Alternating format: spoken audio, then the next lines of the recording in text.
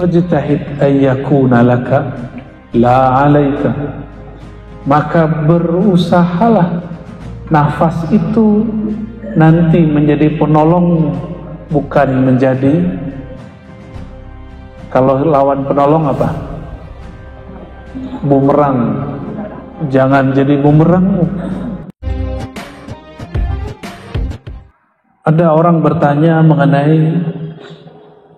umur. Kita sering berulang tahun di tanggal tertentu, benar nggak? Tapi orang-orang yang kenal Allah, dia berulang tahun di setiap nafasnya. Bukan hanya di tanggal dia lahir fisiknya. Apa kata Imam Abu Madian? Qala al-Imam Abu Madian al-Ghawthi, umruka nafasun wahidun. Umurmu itu bukan dulu kamu lahir tanggal, kalau saya lahir tanggal 21, sama dengan Kartini, tapi saya bukan Kartono ya. Bukan itu ulang tahunnya. Ulang tahunnya orang-orang yang kenal Allah di setiap nafasnya. Maka berterima kasihlah kepada Allah di setiap nafas. Itulah umur kita. Dan di dalam Al-Quran, satu-satunya Allah bersumpah dengan umur, itu umurnya Sayyidina Muhammad sallallahu alaihi wasallam. La'amruka, begitu Allah berkalam di Quran, sungguh demi umurmu, demi umurmu.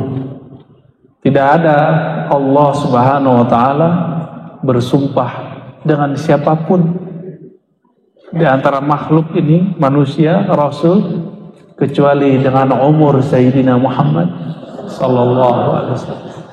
Umur, apa tadi umur? Satu hembusan nafasmu, hai Muhammad. Ya, umruka nafasun wahid. Maka jika mengikuti makna ayat itu, demi umurmu, hai Muhammad, maka Imam Abu Madian mengatakan, demi satu nafas yang kau tarik, yang kau keluarkan, itu Allah bersumpah begitu. Ya. Maka keluarlah kalimat ini. Apa kemudian kalau sudah sadar kita bahwa umur itu satu hembusan nafas, naik dan turun, masuk dan keluar. Fajtahid ayyakuna laka la alaika, maka berusahalah nafas itu nanti menjadi penolong, bukan menjadi, kalau lawan penolong apa? Bumerang. Jangan jadi bumerang.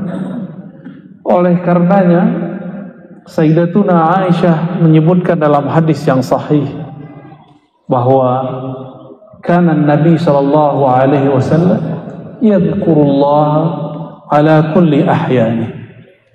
Baginda Nabi Muhammad sallallahu alaihi wasallam selalu ingat Allah di setiap nafasnya. Kulla ahyani. Ahyan jamak dari hin. Hin itu waktu. Waktu itu adalah nafas kita. Jadi Nabi nafas naik, nafas turun. Itulah zikir yang disebut zikir anfas. Beliau selalu ingat Allah ketika menarik, ketika mengeluarkan. Lafaz Allah, coba baca Allah. Saya orang Sunda bacanya Allah. Ya, al itu bukan dia lam ketemu lam. Allah harus disambung, bukan mati dia. Allah. Ya. Secara huruf alif, lam, lam, ha. Secara huruf 4 ya. Tapi ternyata lebih. Alifnya 1, lamnya 2. Setelah lam itu Allahnya panjang nggak? Allah, berarti sebenarnya ada alif. Maka alif itu taruh di atas. Udah 4, ditambah hu. Ya, hu. Hu itu nama Allah juga. Ya. Apa dalil Hu nama Allah? Hafal surat Al-Ikhlas? Hafal, bener? Ayo kita tes ini hafalannya. Qul huwallah. Katakan dia huwa. Waw itu tambahan, aslinya hu. Maka Allahu, wawnya tidak ditulis karena di depannya sudah ada. Sedangkan hu aja nggak ada depannya, maka ditambahkanlah waw. Maka jika aslinya zikirnya dikembalikan, wawnya hilang. Hu Allah, hu Allah, hu Allah. Coba sama-sama. Hu Allah, hu Allah, hu Allah, hu Allah. Sekarang baca Allahu-nya hidupkan. Allahu, Allahu, Allahu, Allahu. Allahumma sholli ala sayyidina Muhammad. Itu bukan lagi main-main. Orang yang tidak paham, walaupun dia orang Arab, kalau nggak mengerti ilmu huruf, akhirnya membid'ahkan zikir hu Allah. Ya. Coba baca ayat kursi depannya aja. Allahu la ilaha illa hu. Ya. Hu, bacanya hu, jangan huwa, kecuali disambung. Panjang nggak hu-nya? La ilaha illa hu. Pakai nafas nggak?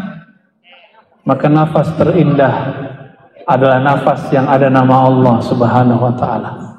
Ya. Kalau Allah tidak beri kita nafas, bisa hidup nggak? Maka hubungan kita dengan Allah sedekat kita dengan nafas. Coba nafasnya di mana? Kelihatan nggak nafasnya? Yang kelihatan hidungnya. Ya.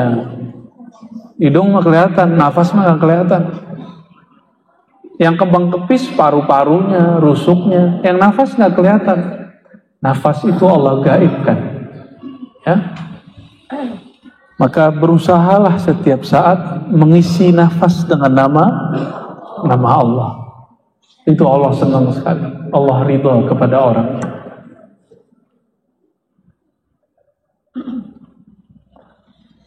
Nafas ini ketika dia menyebut satu nama, dia bergantung kepada makna yang ada dalam qalbu. Maka pada hikmah yang berikutnya yang ke-9 beliau mengatakan, laisa lil qalbi illa wijhatun wahidah. Qalbu, hati itu dia mengarah, tidak mungkin ke banyak wajah, ke banyak arah. Dia hanya satu arah. Jadi kolbu itu dia cuma mengarah kepada satu saja. Maka kolbu gak mungkin bisa mencintai dua zat, bukan dua orang, dua zat di saat yang sama. Karena zat hakiki hanya zat Allah. Selain Allah, itu zatnya mungkinul wujud. Dan kolbu itu hanya tenang jika kolbunya sampai kepada cinta kepada Allah. Maka jangan terlalu cinta kepada suami atau istri atau anak. Itu yang dimaksud dalam hadis Imam Bukhari, kitab Al-Adab Al-Mufrad, ahbib habibaka hauban ma. Gitu ya. Kalau kamu cinta, sekedarnya saja. Karena cintamu bukan untuk makhluk, cintamu untuk Allah Khalikmu. Kenapa Allah tidak ridha cinta kita kecuali kepadanya? Karena man ahabba syai'an kana 'abdan lahu. Ini bukan hadis ya, ini ungkapan hikmah. Siapa yang mencintai sesuatu, dia akan jadi budaknya. Cinta duit, jadi budak duit. cinta makhluk jadi budak makhluk. Maka yang dicintai hanya Allah Subhanahu wa ta'ala. Jangan gagal paham ya, kita nggak bahas pernikahan. Saya lagi bahas bab mahabbah, bab cinta hakiki. Dalam hadis-hadis ilhami, ini bukan hadis qudsi yang bersanad. Ini kalam yang didengar oleh para aulia Allah ketika mereka mendapatkan pengalaman ihsaniyah atau syuhudiyah, menyaksikan Allah Subhanahu wa ta'ala. Bahwa Allah berfirman, kuntu kanzan makhfiyan, adalah aku perbendaharaan yang sangat unik dan tersembunyi. Kalau unik tersembunyi gak bisa dikenal. Tapi Allah mengatakan fa ahbabtu an u'rafa, hanya Allah yang boleh begini. Lalu aku senang dikenal, aku senang kemasyhuran, aku senang apa tuh? Viral. Itu cuma Allah yang boleh. Hanya Allah yang boleh narsis. Hanya Allah yang boleh sombong. Hanya Allah yang boleh kagum ke dirinya sendiri. Maka jangan pernah kagum ke diri sendiri. Ya, jangan pernah kagum kepada diri. Capek.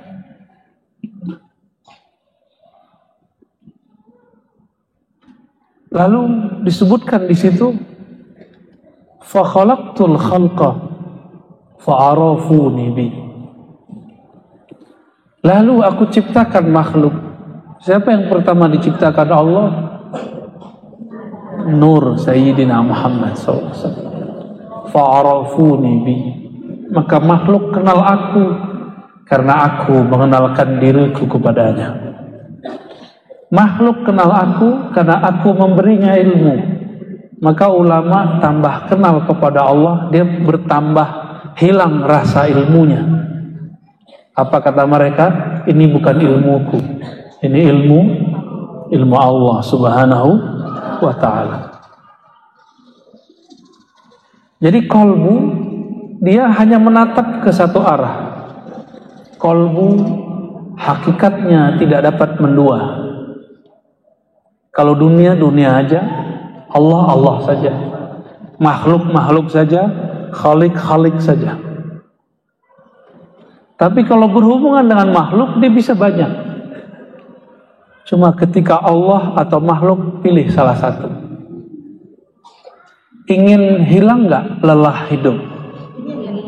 Ya, benar. Beneran. Ya. Apa kata Imam bin Athaillah As-Sakandari? Anta hurrun mimman anta ayusun anhu. Engkau akan bebas merdeka. Hatimu maksudnya, pikiranmu bebas merdeka. Dari siapa? Dari objek apapun yang hatimu sudah terputus darinya. Putuskan hubungan qalbu terdalam dari selain Allah Subhanahu wa ta'ala, maka pikiran kita ringan. Jadi apa yang membuat pikiran gak enak?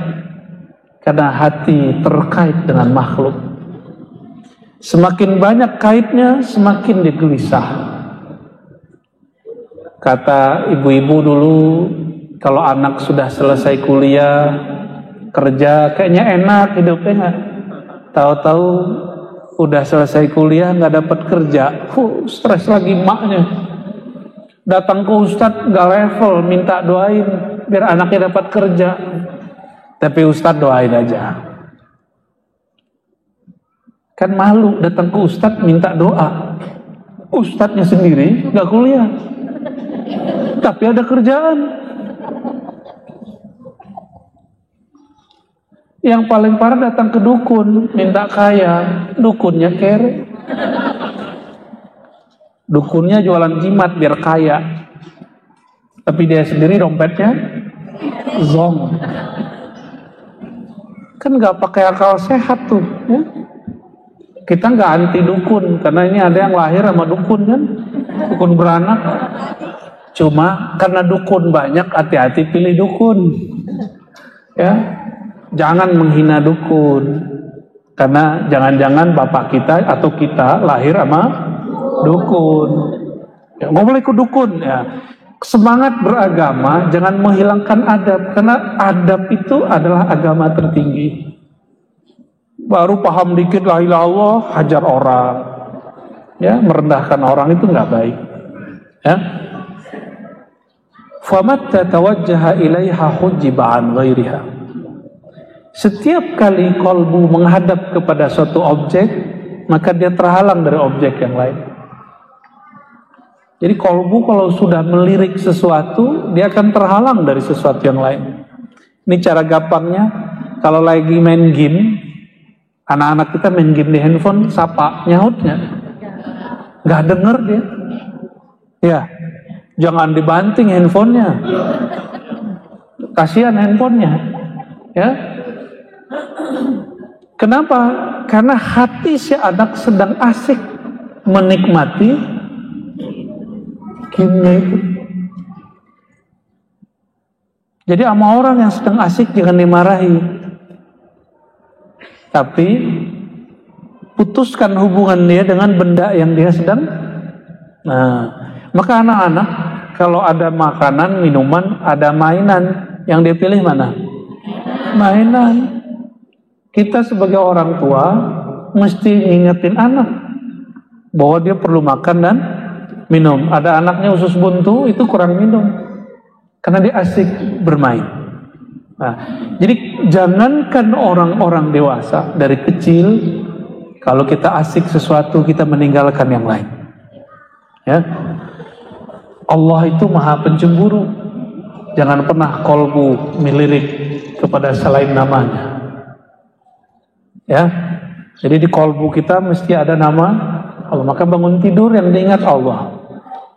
Allah nggak minta banyak-banyak, cukup 2 rakaat. Bener nggak? Kenapa nggak 4 rakaat? Kan lagi seger. Karena orang tidur nggak berdosa. Zuhur pengennya 2 rakaat, ya? Bener? Iya. Tuh kan, pengennya yang ringan-ringan mulu, rukhsah. Gimana mau masuk surga? Giliran beramal pengen rukhsah. Paling kalau zakat, nanyanya biar nggak bayar zakat. Ya. Biar gimana caranya terhindar dari bayar zakat. Ya.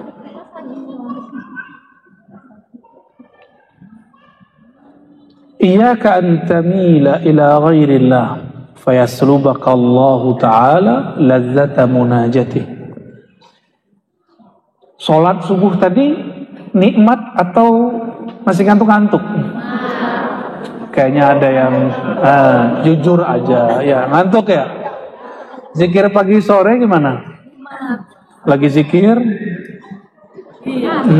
Gitu ya. Bener. Malam tadi tahajud nggak?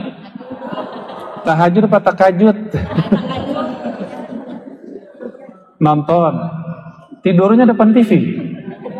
TV-nya nonton. Ya, kasihan ya TV-nya nonton. Yang ditonton orangnya tidur. Kita kenapa tidak dapat menikmati zikir, wirid, munajat, tahajud? Jawabannya, karena ada kecenderungan hati kepada selain Allah, sedikit saja. Saya ini siang ngelirik satu benda, misalnya nih motor keren, keren juga nih motor, pengen beli, kepikiran, lagi zikir baca subhanallah, tapi kepikiran motor, Harley gitu.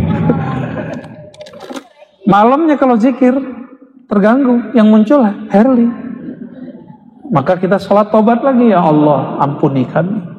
Maka ada tobat bukan dari dosa mata, tapi dari dosa kecenderungan kolbu.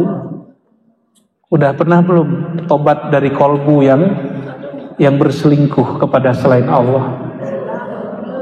Belum, makanya sholatnya gak nikmat, wajar. Ya, kalau kita pernah tengkar sama pasangan, biar enak lagi hubungannya minta maaf gak? Ya, kekasih sejati kita Allah. Jika pernah kita mengkhianati Allah, minta maaflah kepada Allah dengan sholat tobat. Istighfar, tobat yang banyak. Aku, ya Allah, hatiku telah menduakanmu. Udah pernah begitu belum? Jadi sama Allah tuh kayak pacar. Ya, manja-manja dengan Allah. Jangan kayak ketemu dengan Algojo. Kamu gak sholat, raka. Jadi yang kebayang sama kita, Allah itu tukang ancam. Wahai yang maha mengancam, itu yang terbayang. Allah yang maha mengancam, itu gak ada namanya yang banyak, kecuali cuma Al-Wa'id, Al-Muntaqim. Yang lain isinya apa? 90% nama Allah isinya kasih sayang. Rahman, Rahim, semua. Hatta nama Allah Ar-Razzaq itu yang maha kasih sayang dalam memberi rezeki. Al-Karim yang maha kasih sayang dengan pemurah. Allah itu saking pemurahnya, meskipun kita lupa kepadanya, meskipun saudara-saudariku ini lagi sholat tapi nggak ingat Allah, ya kan? Allah masih kasih nafas gak? Coba kalau Allah itu pencemburu kayak orang depan-depan saya ini, kalau yang ono aman. Kayak yang depan-depan saya ini cemburunya kan tinggi, mau niru-niru Allah kan? Kalau tahu pasangannya senang sama yang lain gimana? Ya, kalau Allah niru kita, mau kayak kita nggak karim, mungkin kita sudah hancur binasa dari dulu. Dan Allah itu maha karim, sangat karimnya, sangat pemurah penyayangnya, khusus untuk umat Nabi Muhammad SAW. Umat terdahulu ada yang dikutuk jadi biawak. Makanya Nabi Muhammad SAW ngeliat biawak begini. Tapi Khalid Al-Walid makan biawak. Biawak dibakar kayak sate, nyate biawak. Ada nggak sate biawak di Bandung? Ya. Khalid Al-Walid makan. Nabi ngeliatin, kok bisa ya Khalid makan, kira-kira begitu. Nabi geli. Ditanya oleh seseorang, wahai Rasulullah, kenapa engkau tidak makan biawak? Tapi biawak sono beda sama biawak sini ya. Dab apa namanya itu? Rasulullah SAW mengatakan, dulu ada umat yang dikutuk jadi biawak. Tapi sebelumnya sudah ada biawak. Biawak itu setelah beberapa hari mati. Berarti ada orang dikutuk jadi ada lagi orang dikutuk jadi kera. Tapi sekian hari mati. Jadi biawak dan kera hari ini bukan keturunan Yahudi ya. Jangan kemudian ketemu biawak, itu Yahudi, jangan begitu. Nggak boleh, itu rasis. Orang Yahudi itu ada yang Muslim, ada yang musyrik, ada yang ngikutin agama lamanya, ada yang ekstrim, ada yang pluralis, ada yang toleransi, macam-macam mereka itu, bukan satu. Ya. Jadi kenapa kelezatan munajat hilang? Kata beliau, iyyaka an tamila ila ghairillah. Jauh-jauh jangan sampai hatimu cenderung sedikit saja kepada selain Allah. Kepikiran kerja aja. Jadi kerja itu cukup dijalani, gak usah dibawa ke sholat. Pikirkan tapi jangan kepikiran. Beda gak? Kalau kepikiran tuh masuk ke hati, ke bawah mimpi. Teman kita naik, kita gak naik. Teman kita laku, kita nggak laku. Teman kita viral, kita nggak viral. Atau ustadz, ini kayaknya ada para ustadz juga yang hadir nih. Ya, nggak usah cari viral.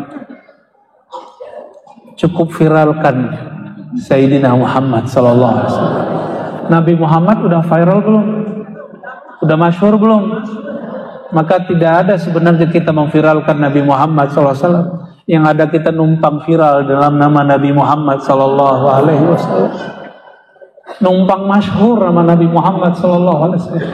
Nabi Muhammad Sallallahu Alaihi Wasallam tidak hanya masyhur di YouTube, tapi masyhur di alam lain, alam medianya pohon, alam medianya batu, hewan-hewan di langit, itu Nabi Muhammad SAW terkenalnya bukan main. Jadi kita nggak usah buat terkenal sendiri. Menumpanglah dalam kemasyhuran Rasulullah SAW supaya kita dikasih syafaatnya. Ya. Makanya Rasulullah SAW, kalau orang terkenal, artis gimana kalau lagi makan, ketemu fansnya gimana? Udah foto gitu kan? Sama. Nabi Muhammad SAW karena di zaman itu nggak ada foto, itu pohon-pohonnya Pak Rasulullah, terus pohonnya diluk. Assalamualaikum ya Rasulullah. Coba orang Bandung disapa sama pohon. Besok-besok aku jadi nabi. Aku adalah nabi. Al-Bandungi, Al-Gadungi. Gadungan itu namanya. Nabi udah selesai, nggak ada lagi nabi setelah Nabi Muhammad sallallahu alaihi wasallam. Cuma dapat pengalaman batin dikit, udah ngerasa jadi wali. Tunggu dulu. Pengalaman rohani itu bukan tanda kewalian. Wali itu artinya al-arif billah, orang yang kenal kepada Allah Subhanahu wa ta'ala. Udah kenal, kalau kenal gimana? Pernah masuk bandara, bandara luar negeri, terus kenal sama orang yang punya bandara. Kita diperiksa nggak? Di imigrasi nggak ada periksa, dia teman-teman nih masuk langsung. Imigrasi akhirat itu pimpinannya Sayyidina Muhammad sallallahu alaihi wasallam. Orang yang nggak kenal dan gak dekat kepada beliau sallallahu alaihi wasallam nanti lama diperiksanya. Terus ngaku-ngaku, ya Rasulullah, aku umatmu. Rasulullah sallallahu alaihi wasallam nanti nanya, umatku dari mana? Buktinya apa? Termasuk yang hidung-hidungnya agak mancung ke depan, mukanya agak brewok. Terus, ane Habib, ane zuriat Rasulullah, ane zuriat ente wa Rasulullah. Apa kata Rasulullah? Benar kamu zuriatku, buktinya apa? Nanti Rasulullah minta bukti. Apalagi hidung kita yang pesek-pesek ini, gimana mau aku zuriat Nabi Muhammad SAW? Maka kita butuh penjamin. Butuh apa? Penjamin. Kami keluar dari Uzbek, teman saya pakai kopiah, tapi kopiah itu biasa dipakai sama orang Afgan atau orang Pakistan. Uzbek itu diapit oleh Rusia di utara, selatannya oleh Afgan. Afgan ini masih konflik. Teman saya pakai kopiah begitu. Kalau di kita kan biasa ya, tapi di Uzbek itu dianggap aneh. Saya pakai kopiah Uzbek, langsung lolos. 1 jam kita tunggu, teman kita ditahan di office. Kita lihat-lihat kok nggak muncul. Akhirnya teman kita yang bisa ngomongnya agak lancar tegas, mana my friend. Orang Sunda nggak bisa nyebut P ya, F ya.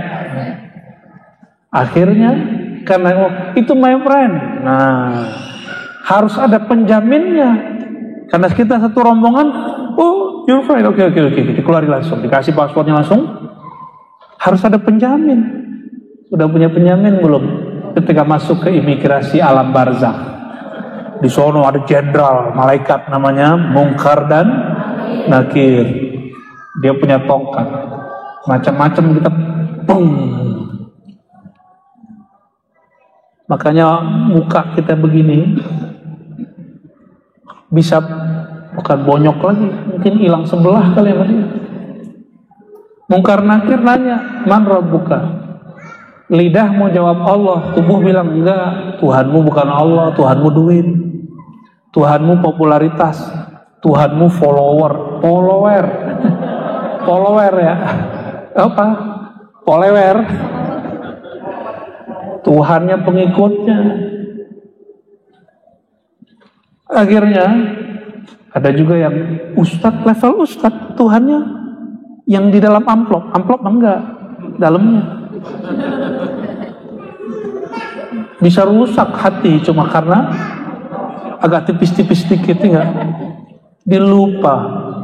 Tidak ada langkah yang dia langkahkan karena Allah untuk fisabilillah, kecuali satu langkah itu Allah bangunkan istana-istana surgawi.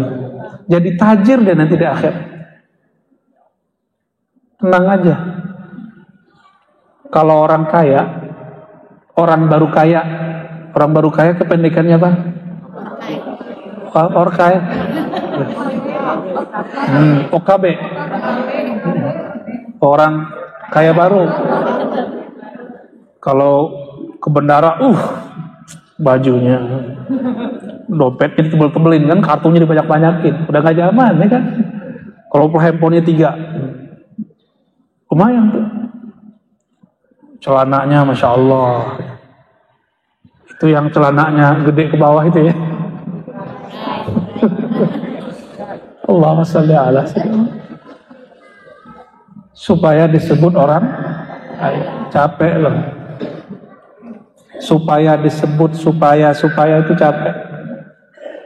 Hindari sekarang mulai ya. Mau ngaji hikam, kurangi mengikuti kata orang di luar. Mulai ngikutin kata batin. Kita nggak nyaman, jangan siksa badan. Orang-orang hari ini supaya hidungnya agak nonjol dikit diapain? Itu. Waduh, lihat nggak ini saya? Lihat, ini tadinya mau gede, kita mau biarin aja. Ternyata gatel. Suntik doang sakit tuh bukan main. Gimana orang yang oplas ini tuh? Gimana yang ngurangin raham itu? Tapi karena ingin dapat pujian, kamu cantik ya, kamu keren ya, mereka mau. Kasihan. Ya, kasihan. Orang-orang seperti ini jadi budak popularitas. Kalau budak popularitas, berarti dia bukan budak Allah, toh? Orang ini selama-lamanya lelah. Ta'iba abdud dinar, lelahlah hamba selain hamba Allah. Ya. Jadi orang-orang yang hatinya ada kecenderungan sedikit saja kepada selain Allah, kelezatan zikirnya Allah cabut. Fayaslubaka ladzata munajati. Murid Imam Abu Yazid datang kepada beliau. Imam Abu Yazid ini semasa dengan Imam Muslim, Imam Bukhari Muslim. Sering dengar? Imam Muslim wafatnya tahun 261 Hijriah. Sama dengan Imam Abu Yazid Al-Bustami. Kita sebut dengan Bayazid. Di Sunda banyak mama-mama itu disebut Mama Bayazid, Abu Yazid, Abu Yazid gitu ya. Di Bogor ada umurnya 130. Ya, di Bogor. Kita udah ketemu beberapa kali, pejuang dulunya. Kolonel beliau. Mungkin dulu pejuang berpangkat kolonel, wallahu a'lam. Itu namanya juga Abu Yazid. Imam Abu Yazid didatangi muridnya. Apa kata muridnya? Mungkin ini jawaban bagi siapapun yang bertanya di kolbunya. Pertanyaannya, ya Abu Yazid, wahai ayahanda Abu Yazid, kenapa ketika aku zikir rasanya tidak selalu menetap? Kadang nikmat, kadang tidak nikmat. Benar? Kadang lezat, kadang tidak lezat. Bahkan beberapa waktu belakangan ini sulit sekali menikmati tahajud. Aku bangun tahajud tapi tidak menikmati tahajud. Aku zikir pagi sore tapi tidak nikmat. Aku datang manakiban, zikiran, istighosahan, wiridan, rotiban, tahlilan, khataman, khotam, semua nggak ada. Semua wirid, semua majelis lagi tapi gersam. Apa kata Imam Abu Yazid? Wahai ananda muridku, jika engkau tidak merasakan lezat munajat di malam hari, berarti engkau berkhianat kepada Allah di siang hari. Mungkin hatimu pernah cenderung kepada selain Allah di pagi hari, di siang hari, di sore hari, maka malamnya Allah ambil. Nikmatnya udah gak ada. Tahu jawabannya jadinya? Kalau malam kita sudah cenderung kepada selain Allah, kalau siang ditambah malam kira-kira gimana? Dulu di zaman Imam Abu Yazid belum ada TV, belum ada Netflix, belum ada YouTube. Maka mereka dulu gak ada gangguan apapun.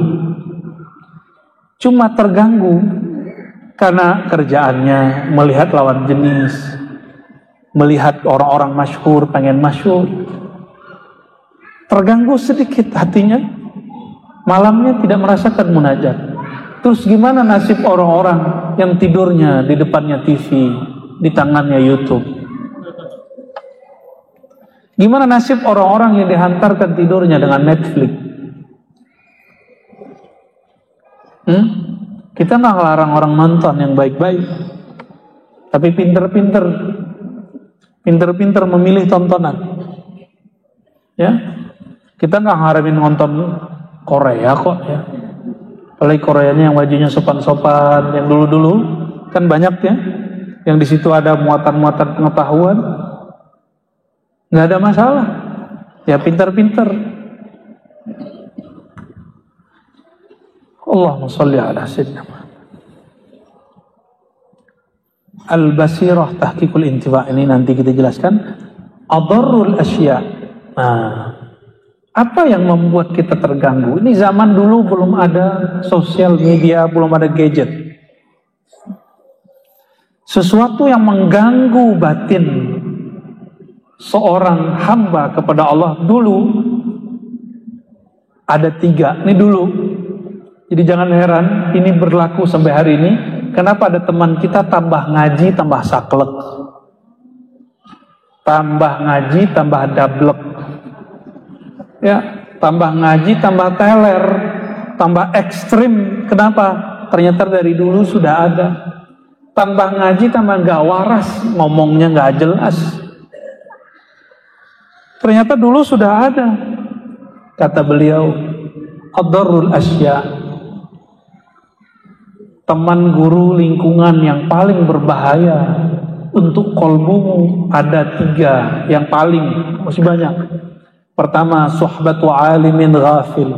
Engkau berguru, engkau bergaul, mengikuti kajian guru, tapi kolbunya lalai kepada Allah. Kalau ketemu ngobrol dunia mulu, kontrak mulu, enggak. Udah ketemu belum? Ya. Oh, itu godaan begitu dahsyat. Dahsyat sekali. Doakan kami diselamatkan Allah. Ya. Di surat Al-Kahf Allah berkalam, "Wala tuti' man aghfalna qalbah." Jangan ikuti orang yang kolbunya kami buat lalai. Lalai dengan apa? Mainan-mainan duniawi. Dunia itu la'ibun wa lahwun, benar? Main-mainan, maka orang kemudian kolbunya teralihkan oleh mainan ngitung duit itu asik ya, bener. Nggak ada orang nge-WA kita tapi seneng aja buka-buka WA, ya nggak? Nggak ada yang nge-WA ngeliatin status orang di WA, bener? Bener ya? Ya kita semua lah tuh ngaku aja. Sebelum ngaku ntar sama mungkar nakir, ngakulah dekat. Allah itu lebih senang sama hamba yang mengaku dari hamba yang ngeles. Orang ngaku itu disebut dengan tawab, yang bertaubat. Taubat itu pilarnya 1 mengaku, yang kedua menyesali, yang ketiga berusaha menghentikannya. Itu disebut taubat. Apa aja taubat? Ngaku dulu, ngaku itulah istighfar. Ya Allah ampuni dosa mataku, dosa telingaku. Hari ini akang-akang, AA matanya sudah liar belum? Atau liar? Udah. Nanti sholawat pasti nggak nikmat. Harus istighfarkan dulu sebelum sholawat. Kalau nggak nikmat nanti. Saya pernah Mata ini gak dijaga, mandang orang remeh. Paling ilmunya segitu doang. Jadi ujiannya mu'allim guru bukan maksiat syahwat semata. Di atas itu lagi ada ujian merendahkan orang. Makomnya paling segitu doang. Kayak kita makomnya tinggi aja ya. Habis itu kita sholawat gak ada rasa, sholat gak ada rasa. Habis sholat mikir-mikir, ya Allah kenapa. Bertanya ke dalam hati ngomong, kau tadi memandang seseorang yang alim, tapi engkau merendahkan kealimannya. Maka ada namanya bertobat dari merasa alim, merasa berilmu. Udah pernah belum? Bertobat dari merasa berilmu. Itu tobat saya tiap hari. Ya Allah ampuni aku karena merasa lebih alim. Maka cara saya menghindari debat. Hindarin debat. Insya Allah. Tapi kalau orang datang ke depan ya kita nggak nolak. Lo jual gua beli.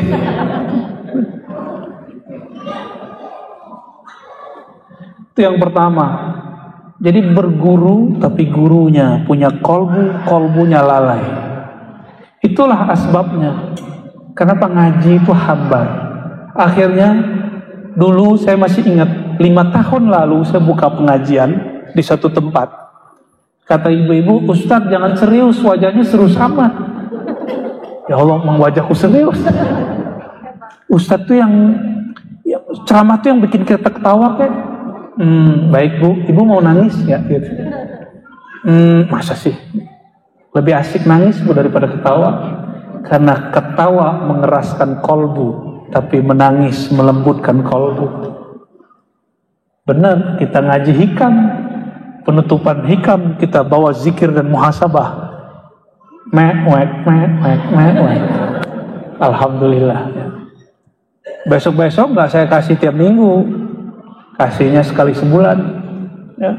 Kenapa? Karena dulu nantang begitu, biar dia rindu mencari ilmu zikir kemana-mana. Alhamdulillah, ya. Jadi nggak mesti ngaji itu ketawa-ketawa. Ngaji yang dahsyat itu yang bergetar di kolbu, merinding di bulu roma. Itu baru kajian yang mengingatkan kepada Allah Subhanahu wa ta'ala. Jadi lawan kebalikan ini siapa? Bergurulah kepada orang alim. Gak cukup alim, gak cukup bergelar, gak cukup disebut kiai ajengan. Dia kolbunya mesti makmur dengan nama Allah.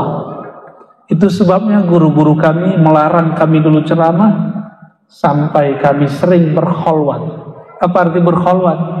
Di saat orang-orang sibuk dengan dunia, kolbu kita bersama Allah. Karena belum sanggup, sama badan-badannya dikholwatkan, dipisahkan dari teman, disuruh 40 hari berwirid. Itu latihan. Itu bukan pengalaman rohani, itu cuma latihan rohani. Kalau pengalaman rohani gak banyak yang saya ceritakan. Yang saya ceritakan cuma yang boleh diceritakan, seperti mimpi ketemu Rasulullah, itu boleh diceritakan. Tapi pengalaman-pengalaman yang lain kita keep, itu rahasia saya dan Allah Subhanahu wa ta'ala. Berarti bergurulah kepada alim zakir, alim yang berzikir qalbunya, ya. Dan ciri-cirinya biasanya orang alim ini punya guru ahli zikir, punya guru ahli zikir, dan biasanya mereka beradab hormat kepada guru-guru ahli zikir. Yang kedua, sufi jahil. Jadi ada sufi jahil, ada sufi yang arif. Sufi jahil pakaiannya pakaian sufi, tapi dia tidak mengenal hakikat kesufian. Cuma pakaian doang, gaya doang, kemana-mana bawa tasbih. Ya, kemana-mana gayanya gaya syekh, gaya Habib. Tapi dia lupa dengan esensi. Sufi itu bukanlah gaya baju, bukanlah model sorban, bukanlah berapa puternya sorban. Yang di depan saya sedang merasa nih mantan nih. Dulu dia kalau punya sorban, Masya Allah sepanjang dunia akhirat. Ya. Berapa tingkat dulu sorban antum? Setingkat 7 langit dan bumi. Naik angkot pakai sorban, Masya Allah, ya akhi, tabarakallah. Tapi itu pengalaman. Dia sekarang kalau ngeliat temannya begitu, dia senyum, mentertawakan dirinya sendiri. Bukan ketawain orang lain, ya, ketawain dirinya sendiri. Enggak apa-apa. Tapi saya punya guru mengharamkan pakai sorban di negeri yang nggak pakai sorban. Namanya Kiai Ali Mustafa Yaqub, imam besar Istiqlal yang lama, Allah yarham, yang sudah wafat. Ahli hadis, S1, S2 di Saudi. Pulang-pulang nggak serbanan. Dulu saya kira ahli hadis itu kemana-mana pakai gamis, pakai serban, terus wajahnya agak sangat. Ternyata ketemu Sarung Khan. Saya nunggu 4 tahun khatam baca kitab dengan beliau, nggak pernah pakai gamis. Beliau ada acara diundang ke Maroko, pulang-pulang bawa gamis dari Maroko. Hari raya pakai baju koko, sarung Jawa, sarung Pekalongan. Luarnya pakai gamis mana? Gamis Maroko. Ya Jawa-Jawa juga, luarnya doang gamis. Terus ngomong beliau, anak saya waktu itu pakai gamis. Namanya Hisham. Mbah punya gamis belasan, nggak pernah dipakai katanya. Padahal sekian tahun di Saudi. Dulu gak banget. Saya ahli hadis tuh mesti bergamis. Ngimamin sholat mesti bergamis dulu. Ternyata baca Sahih Bukhari, Nabi punya pakaiannya 2 potong, atas bawahan. Maka baju begini bukan baju Kiai Jawa. Atas bawahan itu emang Nabi contohkan. Style fashion itu budaya, tapi menutup aurat syariat. Bisa bedakan? Coba ulangi. Style, model, apalagi fashion, apalagi tuh? Pesek. Itu budaya. Tapi kalau nutup aurat itu syariat. Paham? Ya? Modelnya apa aja boleh. Yang penting nutup, tidak transparan, tidak ketat, tidak menyerupai lawan jenis di negerinya. Nah, di Arab kan juga ada gamis ibu-ibu, ada gamis bapak-bapak, ya enggak? Jangan salah pakai loh, ya. Jangan salah pakai baju gamis ibu-ibu, Pak. Allahumma sholli ala sayyidina. Sufi jahil, sufi yang cenderung kepada 2 hal. 1, performan. Yang kedua, kesaktian dan khayal-khayalan. Kesaktian dan itu bukan sufi. Jadi dulu di kampung istri saya itu kaget karena saya belajar tasawuf. Loh, kok suami mau belajar tasawuf? Nanti gila, nanti nggak mau makan muteh. Enggak, saya makan daging, hobi malah makan daging. Dulu hobi daging kambing, sekarang hobinya ikan mulu. Gak tahu besok hobinya apa lagi. Ya. Nggak ada tuh, mutih dulu cuma 40 hari. Itu pun nggak mutih mutlak. Hari ke-21 kami makan daging. Karena tubuh kita kalau nggak makan daging lebih dari 20 hari, dia akan menggerogoti bagian sumsum tulang. Jadi bagi yang istilahnya orang yang makan sayur-sayuran itu, ya kalau nggak mau makan daging merah, daging putih, yaitu ikan di hari ke-21. Ini pesan Maulana Imam Khalid Al-Baghdadi Ad-Dimashqi. wali Allah, imam yang berpesan. Silakan dibuktikan secara kedokteran, mungkin ada pembuktiannya. Maka kami dulu kalau berkhalwat 40 hari, hari ke-21 kami sembelih kambing, pesta kambing kita. Ya. Jadi ahli-ahli zikir tidak pernah mengharamkan makan. Mereka hanya membatasi dirinya untuk makan. Ada seorang ulama di zaman salafus soleh nggak mau makan gandum atau nasi zaman ini, apalagi kemuli, apalagi makan nasi liwet, udah masaknya lama. Dia makannya roti-roti yang halus, tidak perlu diolah banyak, langsung makan, lalu diambil tasbihnya. Ditanya oleh muridnya, wahai Tuan Guru, kenapa engkau tidak makan seperti kami makan? Apa jawaban beliau? Jika aku mengikuti gaya kalian, nanti wiridanku ketinggalan. Ternyata ini imam 24 jam dia nggak zikir dengan lisan, itu cuma buang air, mandi, dan makan 2 kali sehari. Kita makan berapa kali sehari? 3. Cemilannya? Katanya mau diet, ya nggak? Sufiyun jahil, orang yang cari-cari kesaktian, ya, itu bukan sufi. Amalan ini dapat ini, itu bukan sufi.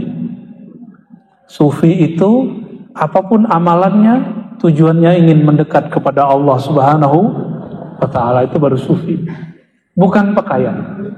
Maka hati-hati kalau duduk ketemu di jalan orang-orang baju kaos, siapa tahu hatinya hati sufi. Ya, sebagaimana saya juga tidak selalu mengagumi orang berpakaian ustadz. Saya juga berhati-hati kepada orang berpakaian tidak berpakaian ustadz. Siapa tahu kalbunya lebih ustadz daripada kita, lebih ajengan daripada kita. Ya, mulai hati-hati kita. Yang terakhir kata beliau, hati-hati dengan wa'izun mudahinun, orang penceramah yang membual, yang banyak minyak-minyaknya. Kalau bahasa aslinya mudahin itu yang terlalu banyak bumbunya, terlalu banyak ketawa-ketawanya, atau terlalu banyak bawa cerita-cerita palsunya. Dulu masih ingat nggak zaman ada majalah-majalah orang bangkit dari kubur, itu tuh jangan sebut ya, ntar marah yang punya. Ya, masih ingat gak? Ya, cerita-cerita begitu dulu laku. Ini zaman sudah beda. Siapapun yang Allah takdirkan menjadi muallim, guru, ustadz ajengan, mulai ngajar pakai kitab, nggak usah malu. Kalau mau bawa kitab, beli tablet. Ya. Kalau males apa nggak sanggup beli tablet, gimana dong? Doa aja deh. Allahumma sholli ala sayyidina Muhammad. Kurangi 3 ini. Kata Imam Nawawi,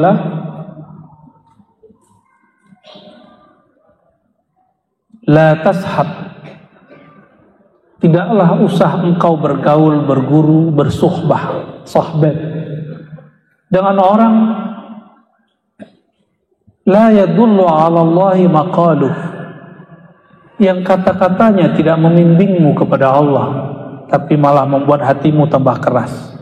Hari ini banyak orang tambah hijrah, hati tambah keras, tambah tengkar dengan pengurus masjid, masuk masjid jadi juri, merhatiin celana orang. Kasihan ya. Tanpa hijrah, tambah jauh dari saudara-saudaranya. Apa kata orang tuanya? Jangan ganggu kami, ini amalan orang tua kami. Kata dia, dibawalah satu ayat. Ayat ini turun untuk nenek moyang orang Quraisy yang kafir, bukan nenek moyang yang muslim. Apa kata dia? Idza qila lahum ittabi'u ma anzalallahu qalu bal nattabi'u ma wajadna 'alaihi aba'ana. Dipakai ayat di surat Luqman, surah Al-Baqarah, untuk orang kafir, digunakan untuk nenek moyangnya muslim. Kalian ini seperti orang kafir Quraisy diajak mengikuti Allah dan Rasulnya, kalian mengatakan kami ikut nenek moyang. Ada yang begitu ngomong? Banyak yang begitu? Ya. Dia lupa nenek moyang kita bukan musyrik, nenek moyang kita muslim. Ayat itu untuk orang musyrik. Jadi tidak semua nenek moyang itu musyrik. Jangan pakai ayat sesuka, mentafsirkan ayat sesuka. Falitabawwa maq'adahu minan nar. Siap-siap tempatnya di neraka. Ya. Sudah cukup? Mau Jumatan toh? Saya juga mau Jumatan soalnya. Oke. Baik. Dapat berapa hikmah nih? 1, 2, 3, 4. Tuh, borong kan? Biasanya satu majelis saya cuma jelasin 1 atau 2 hikmah. Alhamdulillahirabbil alamin. Silakan diatur MC.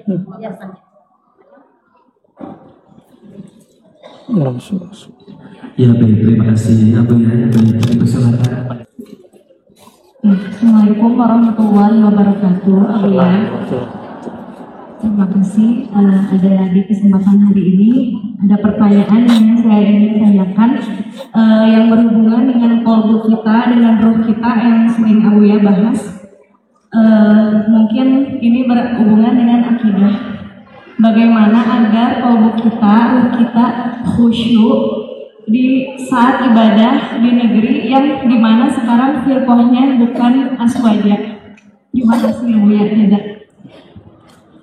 Bismillahirrahmanirrahim. Assalamualaikum warahmatullahi wabarakatuh. Assalamualaikum. Terima kasih atas kesempatannya. Alhamdulillah mengabarkan Allah saya untuk berkesempatan memberikan pertanyaan yang mana pertanyaan ini sudah membawa saya dari rumah.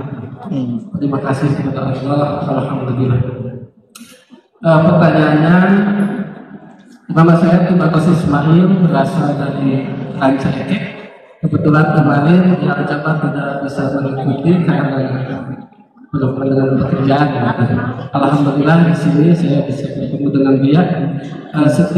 Hampir setiap hari saya mengikuti channel dari Buya tentang pembahasan. Kalau dulu itu lebih dalam lagi tentang ruh gitu.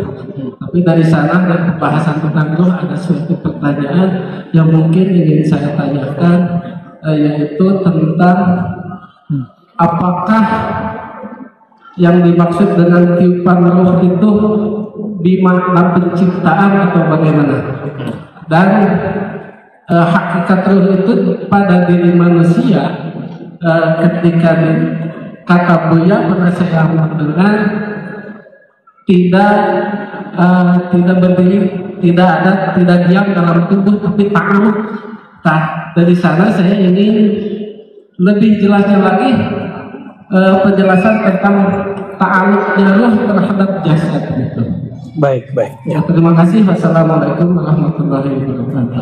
Assalamualaikum warahmatullahi wabarakatuh. Yang pertama tadi, bagaimana kita beribadah di negeri yang tidak ahlus sunnah wal, bisa berarti Syiah atau Wahabiyah. Kayaknya yang kedua ya. Nggak ada masalah. Ahlus sunnah itu sangat fleksibel, tidak saklek. Makanya di ahlus sunnah ada banyak mazhab.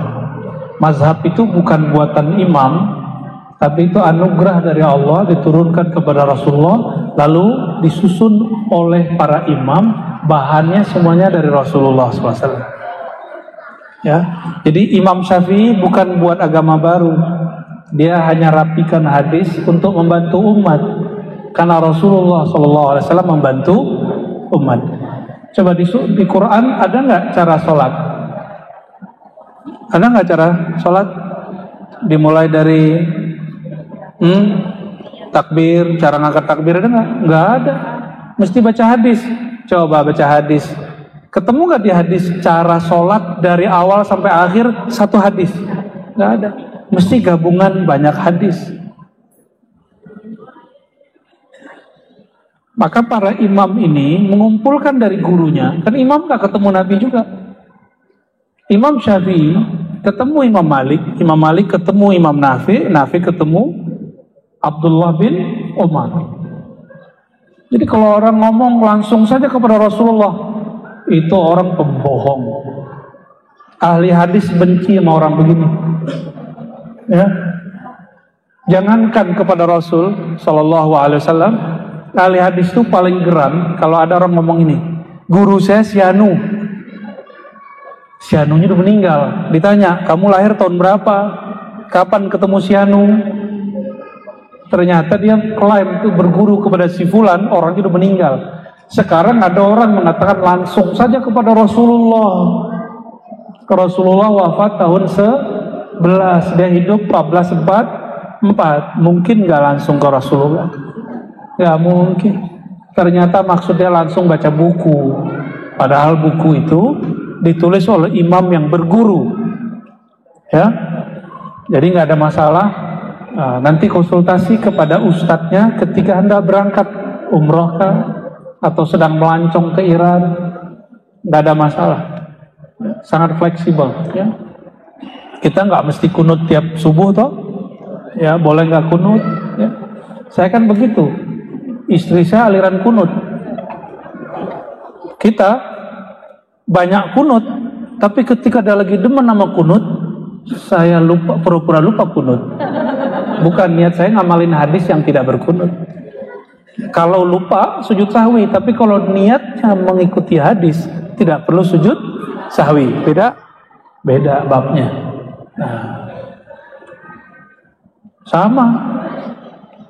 Ini yang salah paham banyak orang, katanya mazhab Syafi'i sentuh suami istri batal. Enggak, kalau lagi di Mekah, lagi kita tawaf manasik, tidak batal. Itu penjelasan Imam Syafi'i berdasarkan hadis-hadis. Tapi beliau mengkhususkan di mana tidak perlu pindah mazhab.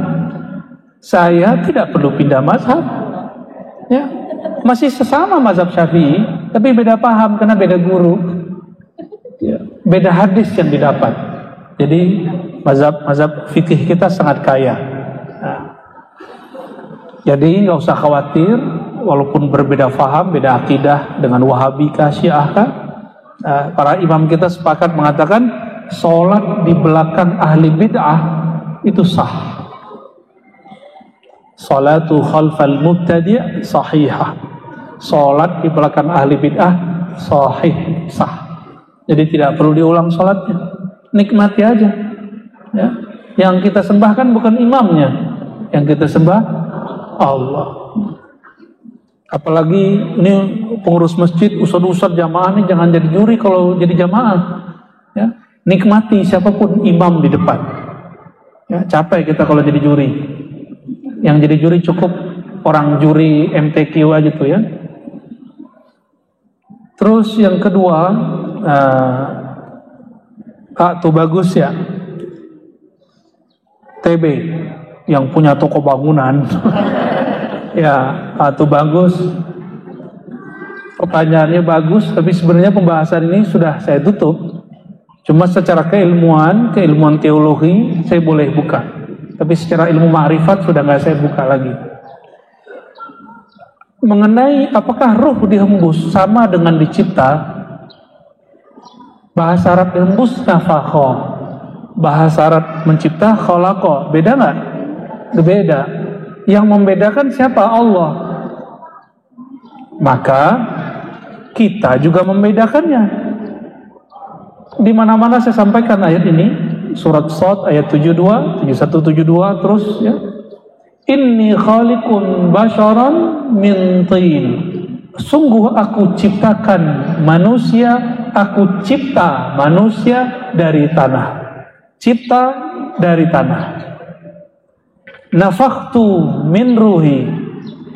Aku tiup dari hembusanku. Lain, kalau tiup hembus nafakh ruh, kalau khalaq tanah. Sudah bisa membedakannya? Ya, kata orang Malaysia, membezakannya. Ya, beza. Di kampung saya membesakannya. Beda S dan Z. Ya. Dulu tuh bahasa lama itu. Allah menyebutkan bahwa ada yang dicipta, ada yang dihembus. Terus kenapa orang-orang hari ini yang ngakunya ahlus sunnah menyamakannya? Berarti dia kurang ahlus sunnah. Kurang ahlus sunnah. Pakai logika filsafat. Loh, filsafat itu diimpor oleh Al-Farabi dari Aristoteles. Itu bukan orang Garut itu ya. Bukan orang Bandung juga, itu bukan. Aristoteles. Dia buat logika untuk berdebat. Al-Quran bukan untuk berdebat. Maka logika itu nggak berlaku. Apa logikanya? Kalau tidak dicipta, mencipta dong. Kalau tidak makhluk, kholik dong. Itu falsafah. Saya juga dosen filsafat 7 tahun. Ngerti juga yang begitu-gitu. Enggak, jangan terjebak. Jangan terjebak di bagian itu. Oke? Allah mengatakan apa?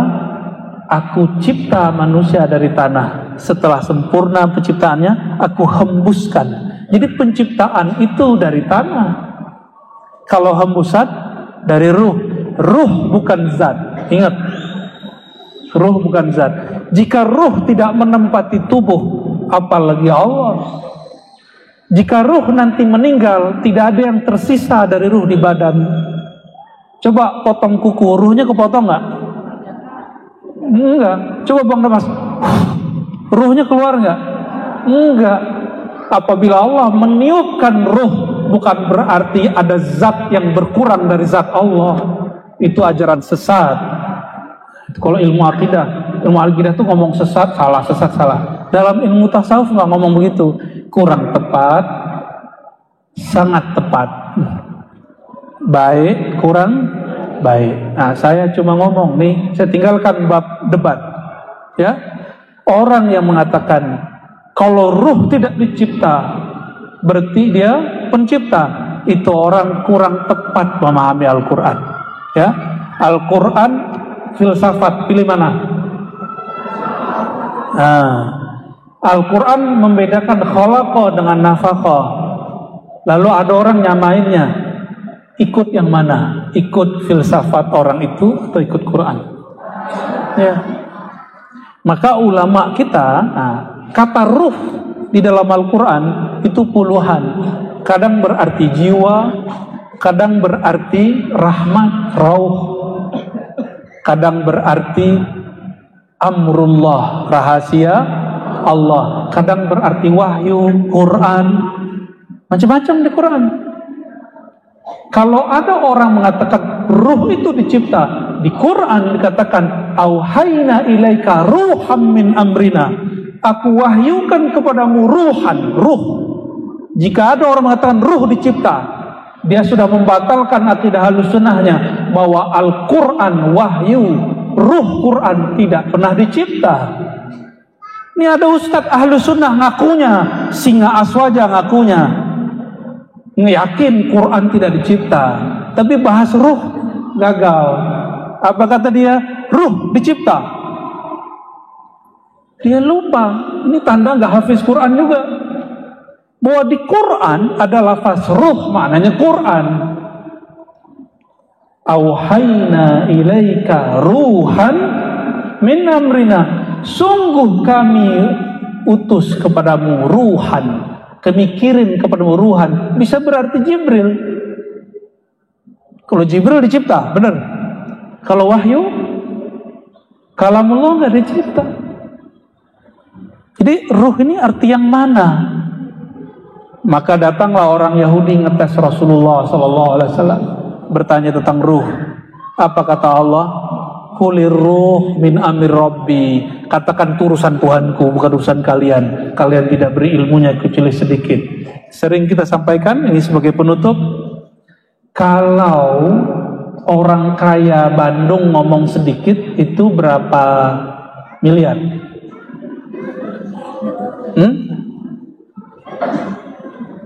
Berapa miliar? Orang tajirnya Bandung nih, ngomong dikit, batuk dia sudah 10 M. Ya, batuk doang. Gimana kalau berdahak? 20 M. Gimana kalau dia muntah?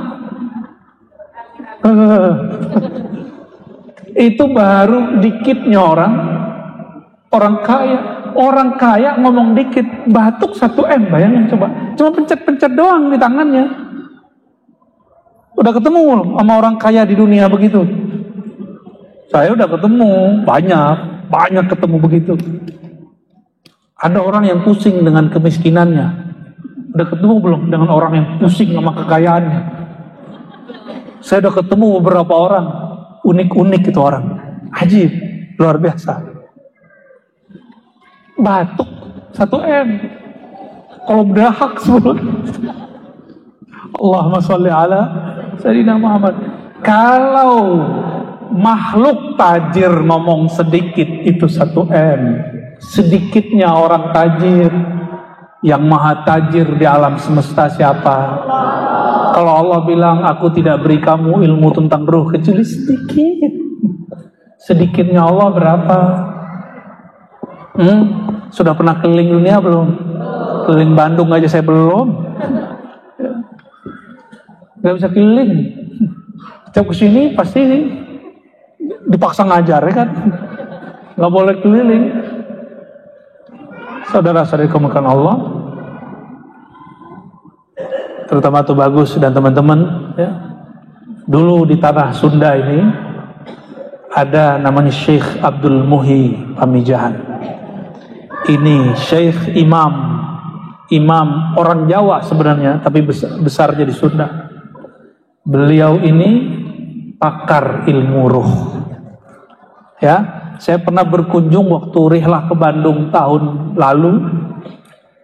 Ketemu seorang kiai, dia nyimpen dari moyangnya tulisan tangan lama, sudah berumur mungkin ratusan tahun, isinya tentang kajian ruh.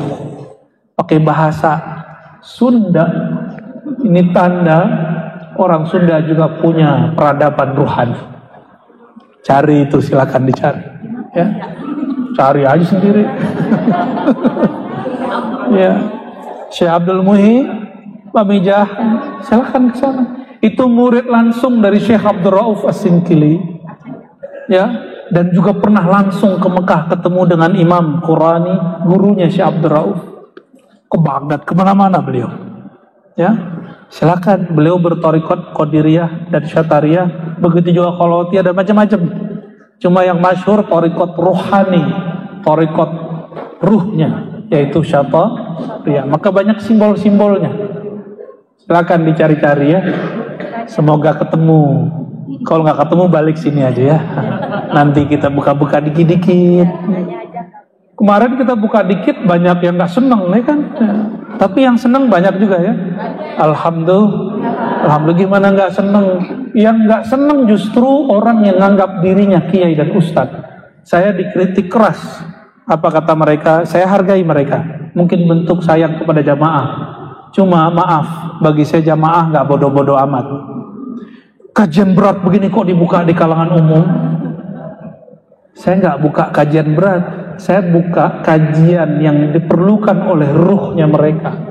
Maka orang-orang walaupun dia nggak kuliah tinggi, nggak nyantri, pasti seneng, nyaman dengerin kajian itu. Tuh yang nyantri berapa orang di sini? Santren kilat, nggak banyak kan? Pasti ada beberapa yang nyantri. Tapi kalau sudah bahas ruh, semuanya seneng. Kenapa? Paham nggak paham? Ruhnya paham. Karena fahamnya ruh tidak ada ibaratnya. Kalau masih bisa dikata-katakan, itu belum ruh, itu masih di kolbu, masih di sir. Maka yang saya buka ini, itu masih bahasa kolbu, tentang ruh. Belum bahasa ruh itu sendiri. Karena kalau bahasa ruh itu tidak berhuruf dan bersuara. Ya, jadi ini masih kulit-kulit, bro, ya. Sis, bro kiai, sis nyai, saya tidak buka mutiara yang terdalam. Ini masih yang kulit-kulit yang ada di kitab. Bisa kita pertanggungjawabkan semua. termasuk kajian dulu, kajian namaru, itu ada semua di kitab. Ada semua. Orang dulu nyebutnya isim Ali, nama langit, nama bumi, nama hakiki, ya. Tapi karena orang nggak mau lagi, ya sudah kita tutup. Kita tutup, sudah nggak ada lagi kajian namaru, udah nggak ada kan? Udah nggak ada, saya udah tutup. Nggak ada lagi, ya. Nggak tahu kapan lagi dibuka. Allahumma sholli ala Sayyidina Muhammad. Saudara-saudariku makan Allah, semoga Allah meridhoi majelis kita, memberkahi siapapun yang berjasa untuk kajian ini, yang mendirikan masjid ini, yang mewakafkan masjid ini, yang bersih-bersih di masjid ini, ya, yang berkhidmat untuk masjid ini. Semoga Allah berkahi semua. Ila ruhin Nabi sallallahu alaihi wasallam wa ila arwahi al-anbiya wal mursalin wal anbiya wal awliya wal ulama wa abaina wa ummahatina wal muslimin wal muslimat fi masyarikil ardi wa magharibiha wal waqifina li hadzal masjid wal muammirin. Al-Fatihah.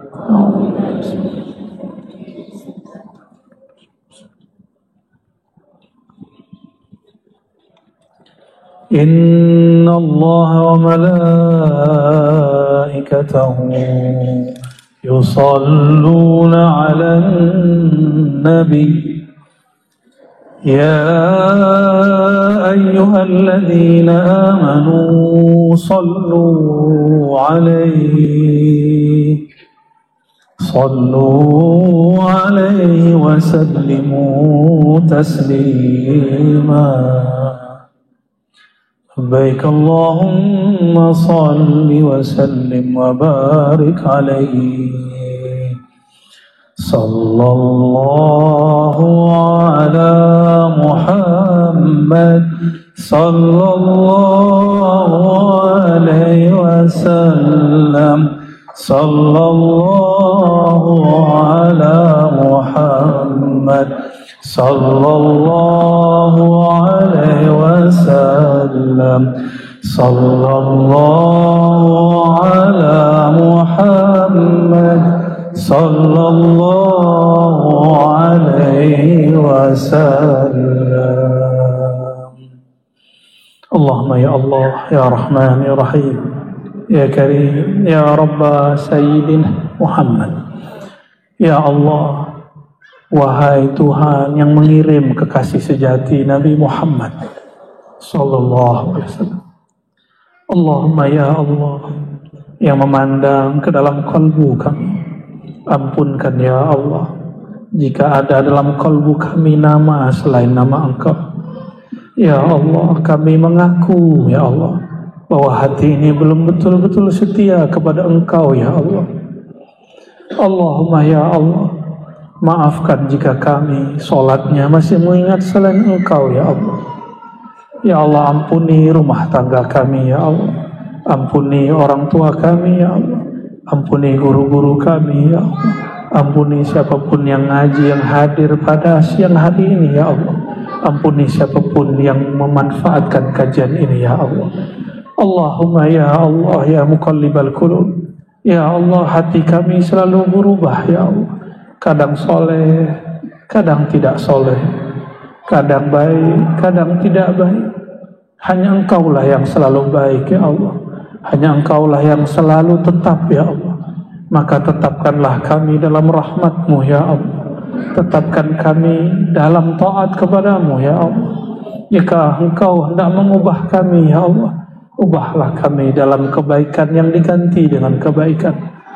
Allahumma ya Nur, wahai ya Allah yang menerbitkan cahaya, pemilik cahaya, hati kami gelap ya Allah, gelap karena banyak maksiat ya Allah. Kami mungkin tidak maksiat di depan makhluk-Mu ya Allah, tapi ketika kami sendiri tidak ada yang memperhatikan kami, kemudian bermaksiat dengan mata ini ya Allah, bermaksiat dengan lisan ini ya Allah, bermaksiat dengan hati ini ya Allah. Allahumma ya Allah, ya Ali, ya Ali, ya Halim, Engkau maha tahu semua aib kami ya Allah. Mau kami lari kemanapun ya Allah, Engkau tahu semua kesalahan kami ya Allah. Tapi betapa jahilnya kami ya Allah. Kami lebih takut aib ini dibuka di depan makhluk daripada dibuka di hadapan Engkau ya Allah. Allahumma astur auratina indaka wa inda khalqi. Makanya ya Allah, kami berharap ya Allah, tutuplah semua aib kami di sisimu dalam pandanganmu, lalu di hadapan makhluk-makhluk. Allahumma ya Razzaq, ya Razzaq, yang maha menurunkan anugerah keberkahan, berkahi batin kami dengan mengenal Engkau ya Allah, mencintai kekasih Engkau Nabi Muhammad sallallahu alaihi wasallam, mendekat kepada guru-guru yang hatinya hadir bersamamu ya Allah. Berkahi kolbu kami dengan menyebut nama Engkau ya Allah. Berkahi akal fikiran kami untuk bertafakkur ya Allah. Berkahi zahir kami dengan rezeki yang halal ya Allah. Berkahi tubuh kami dengan kesehatan ya Allah. Berkahi anggota tubuh kami dengan ketaatan bukan kemaksiatan ya Allah. Allahumma rabbana atina fid dunya hasanah wa fil akhirati hasanah wa qina adzabannar. Ya Allah, kami memohon kebahagiaan di dunia ya Allah, kebahagiaan di akhirat ya Allah, bihaqqi Sayyidina Muhammad sallallahu alaihi wasallam.